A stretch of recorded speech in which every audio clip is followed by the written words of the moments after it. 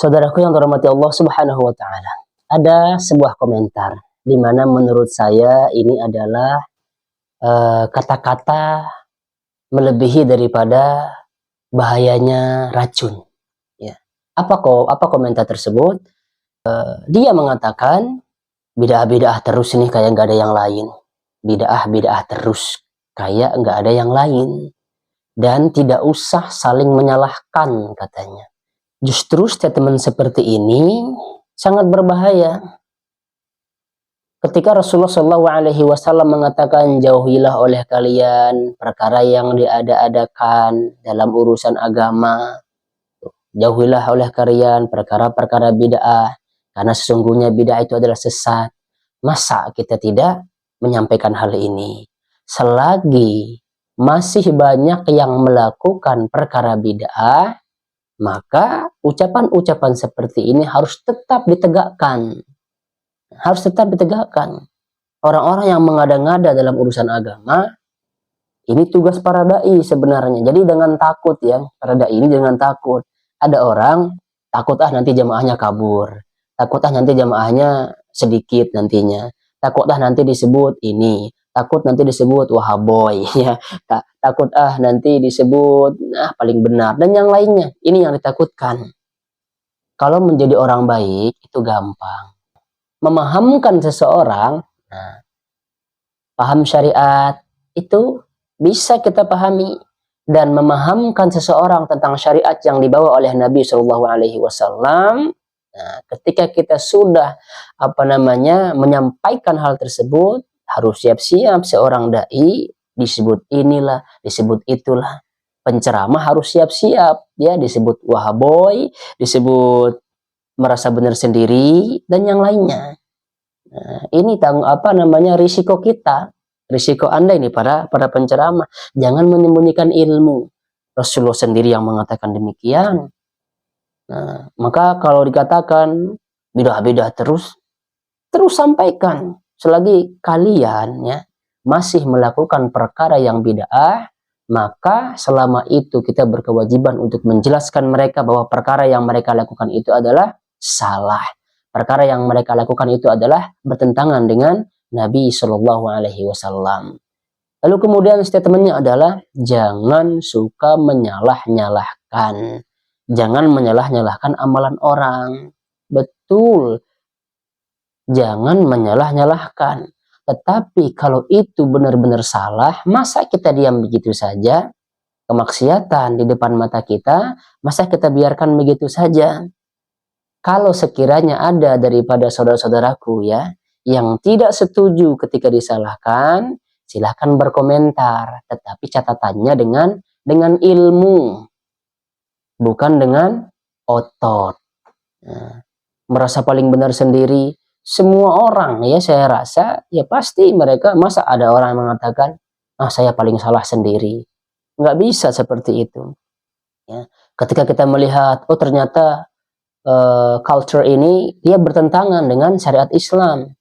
Kebiasaan ini di masyarakat ternyata bertentangan dengan syariat Islam, bertentangan dengan sunnah Nabi SAW. Lalu kemudian apakah kita diam 1000 bahasa begitu saja? Kan tidak bisa. Jadi kita harus bergerak, sampaikan. Nggak usah takut Fir'aun saja merasa dirinya benar. Ma'arakum illa ma'ara wa ma'ahadikum illa sabila rasyad. Itu kata Fir'aun. Fir'aun sendiri yang mengatakan demikian. Dia merasa dirinya paling benar. Fir'aun. Ini kita sudah jelas-jelas melihat kemaksiatan, kesalahan dalam beribadah, melihat kebid'ahan, masa kita diam begitu saja? Tanggung jawabnya besar di hadapan Allah Subhanahu wa taala. Ada orang yang mengatakan termasuk seorang penceramah juga. Tidak usah menyalah-nyalahkan amalan orang. Dia sendiri menyalahkan orang. Dia sendiri justru merasa paling benar. Kalau sekiranya kita pakai ilmu, itu akan indah nantinya. Lihat ulama-ulama salaf terdahulu, mereka pakai ilmu bukan pakai otot. Satu sisi ada seorang yang berceramah, dia katakan jangan menyalah-nyalahkan amalan orang. Tetapi beberapa hari kemudian membubarkan kajian orang lain. Nah, ini gimana nih ceritanya? Kan bertolak belakang. Jangan menyalah-nyalahkan amalan orang. Ya sudahlah, amalanmu amalanmu, amalanku amalanku. Benar secara tekstual. Tetapi kita lihat bagaimana prakteknya di lapangan, bubarkan pengajian. Ada orang yang datang untuk berceramah orang luar negeri, tidak diberikan izin. Ini bagaimana nih ceritanya? Ya, jangan menyalah-nyalahkan. Ya, dia katakan jangan menyalah-nyalahkan, tetapi faktanya dia yang menyalahkan amalan orang. Nah, itu sebenarnya kuncinya, Maya. Kalau misalkan kita tidak sependapat, ya sudah jawab aja dengan ilmu. Oh, ini dalilnya. Bukan logika semata. Mana dalilmu? Itu aja cara kita. Ya. Kenapa melakukan demikian? Mana dalilnya? Beres. Nah, ditanggapi lagi misalnya, oh ini dalilnya tidak sahih. Oh ini hadisnya palsu. Nah, jadi jangan ngeyel-ngeyel. Nah, kenapa misalkan mereka mengatakan palsu? Oh, perawinya begini, begini, begini. Ya, langsung tanggapi. Jangan langsung katakan, karena tidak sependapat, langsung saja wahaboy. Ya. Tapi ketika ditanya, apa itu wahabi? Tidak tahu. Nah, tidak tahu ya, banyak juga jamaah. Jamaah kadangnya saya tanya, ibu tahu salafi wahabi? Oh, tahu, kata masyarakat, kata jamaahnya. Oh, apa itu salafi? Itu Pak yang suka menyesat-nyesatkan orang. Kita harus datangkan buktinya. Terus Wahabi siapa? Oh, itu yang menghalalkan darah orang. Tuh, coba jawaban para jamaah pada saat itu. Setelahnya saya jelaskan begini. Oh, begitu.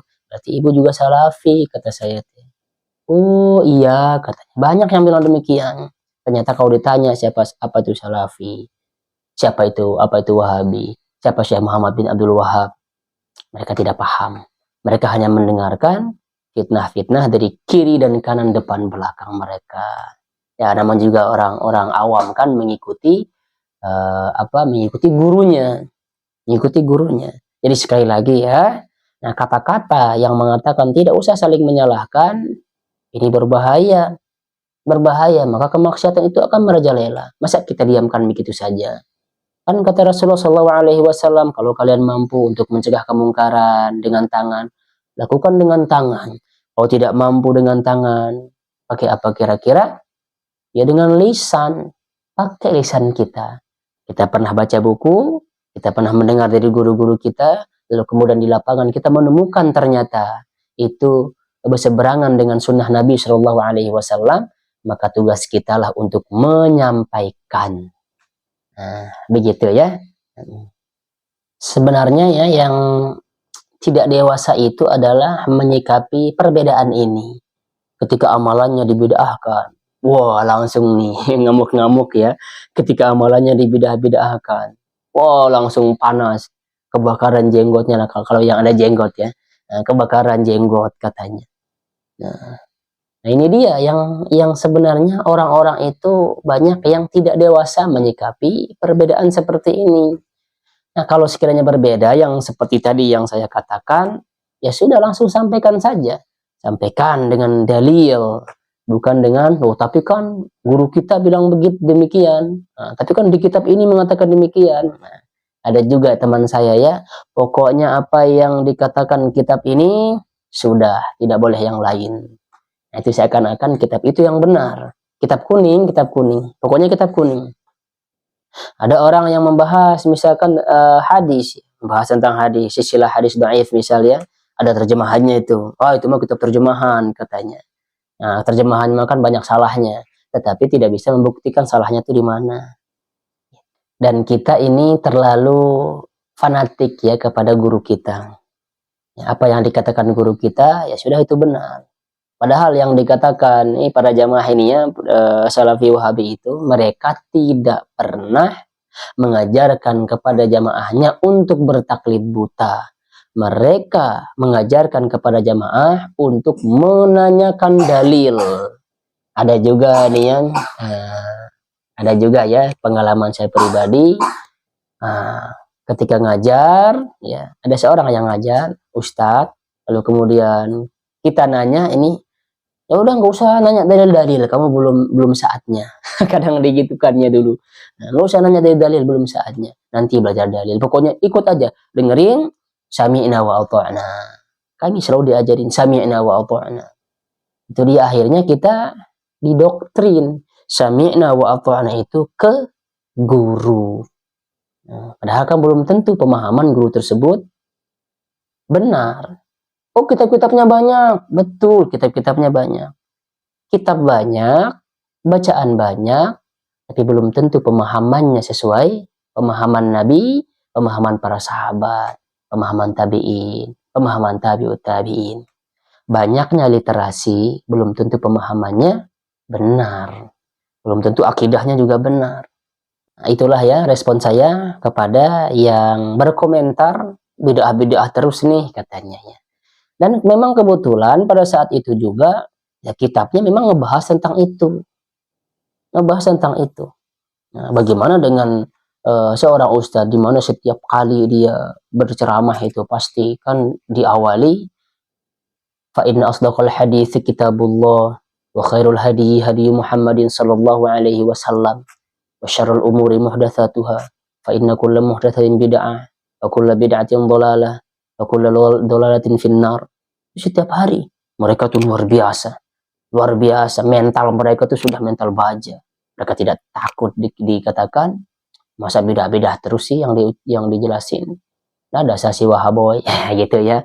Mudah-mudahan lah ini ada manfaatnya. Subhanakallahumma bihamdika asyhadu an la ilaha illa anta astaghfiruka wa atubu ilaik. Assalamualaikum warahmatullahi wabarakatuh.